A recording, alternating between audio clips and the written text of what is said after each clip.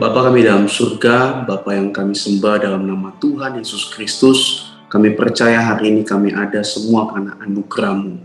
Izinkan hidup kami untuk menjadi inspirasi dimanapun kami berada dalam segala kondisi yang sudah Tuhan izinkan.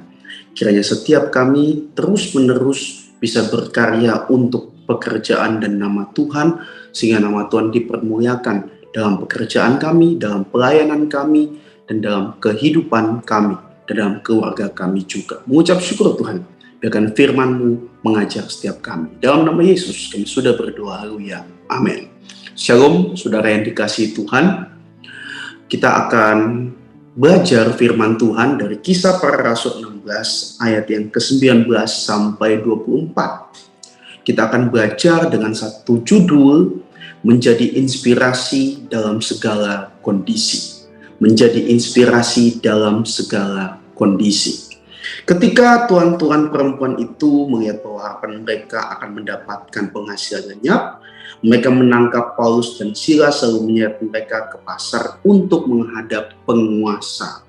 Ternyata di sini ada dua aktor utama, yaitu adalah Paulus dan Silas, di mana mereka masuk ke satu kota dan mereka membebaskan orang yang sudah diisi oleh roh jahat karena diperhamba oleh tuan-tuan untuk mendapat keuntungan. Berarti ada roh jahat yang mengisi hidup daripada seseorang sehingga orang ini bisa membaca ramalan dan sebagainya. Namun di balik orang ini atau di balik kuasa daripada kegelapan ini ada orang-orang yang mengambil keuntungan. Terus ayat yang ke-20.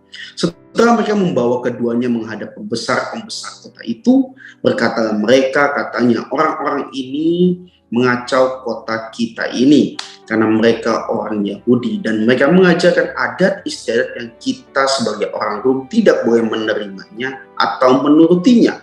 Ayat 22. Juga orang banyak bangkit menentang mereka, lalu pembesar-pembesar kota itu menyuruh mengeluarkan pakaian dari tubuh mereka dan menyandera mereka. Berarti Paulus dan Silas dalam kondisi ini, ketika mereka sudah menyelamatkan menolong satu orang perempuan yang dirasuki roh tenun, namun mereka malah difitnah. Ketika selesai mereka difitnah, mereka dikoyakkan pakaiannya mereka. Ayat yang ke-23. Setelah mereka berkali-kali didera, mereka dilemparkan ke dalam penjara. Kepala penjara diperintahkan untuk menjaga mereka dengan sungguh-sungguh. Jadi kita bisa melihat di sini saudara, mereka difitnah, mereka punya pakaian dikoyakan, mereka didera, dan yang terakhir pun mereka dipenjarakan. Terus ayat 24, sesuai dengan perintah itu kepala penjara memasukkan mereka ke ruang penjara yang paling tengah dan membelenggu kaki mereka dalam pasungan yang kuat, saudara.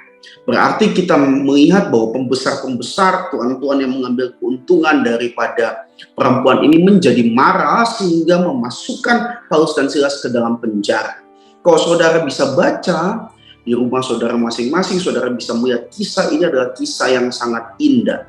Kenapa saya bilang sangat indah? Karena Paulus dan Silas menjadi inspirasi bukan cuma dalam satu situasi, namun berbagai situasi, saudara. Pertama, menjadi inspirasi dari seorang perempuan yang dirasuki roh tenun sehingga roh itu bisa keluar, saudara, sampai perempuan ini bisa dibebaskan dari belenggu daripada setan. Yang pertama. Yang kedua, saudara bisa melihat setelah mereka dipenjara sekalipun, mereka sudah difitnah, dikoyakan pakaian mereka didera, bahkan mereka dimasukkan ke dalam penjara dan disuruh jaga dengan sungguh-sungguh.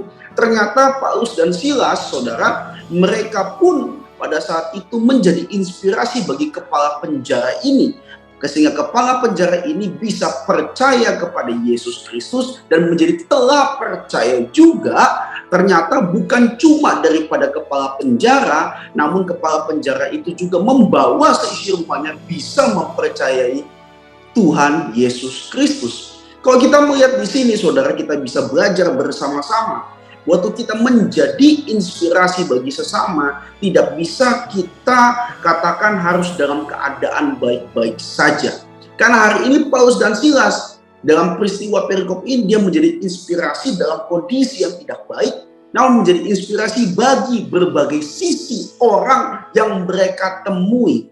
Sebagaimana hidup kita ini juga hari ini, saudara, tidak boleh kita mengatakan bahwa kita akan mulai menjadi inspirasi bagi teman-teman kita, bagi pekerjaan kita, bagi pelayanan kita, bagi keluarga kita ketika kondisi kita ini baik-baik, saudara.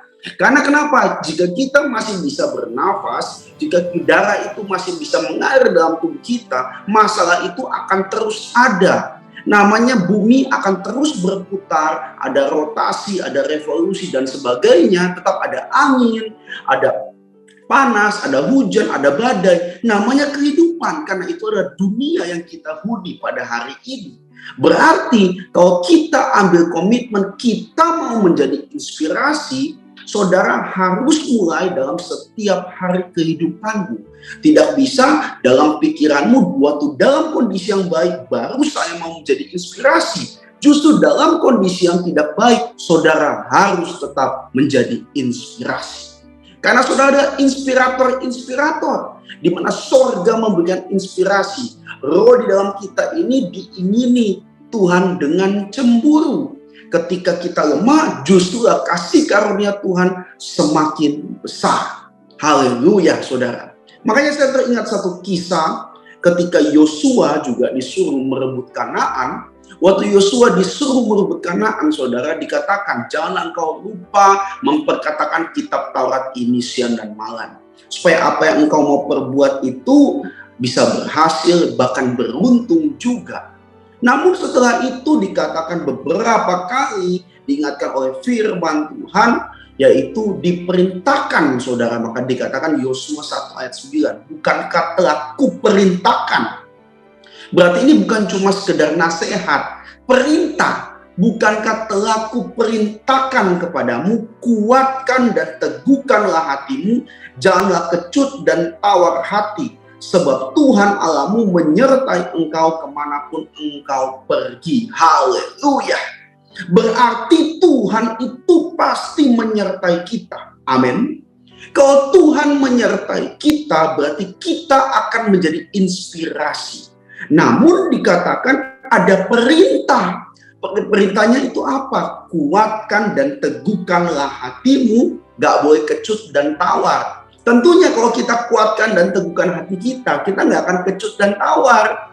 Namun kalau kita nggak mau kuatkan dan teguhkan hati kita pasti kecut dan tawar. Makanya firman Tuhan katakan juga, jangan seorang pun menjauhkan diri daripada kasih karunia Allah, sehingga akan muncul akar pahit yang akan menimbulkan kerusuhan. Orang kalau punya kepahitan, kebencian, jengkel, sampah yang tidak dibuang, dia akan mulai mencemarkan nama orang lain, menjelekkan nama orang lain, dan sebagainya. Kenapa? Karena dia muncul kepahitan, kebencian, kedengkian dalam hatinya, karena dia menjauhkan diri daripada kasih karunia Allah. Caranya gimana supaya kita hari ini tidak menjauhkan diri daripada kasih karunia Allah? Kasih karunia Allah itu tinggal dalam hati kita.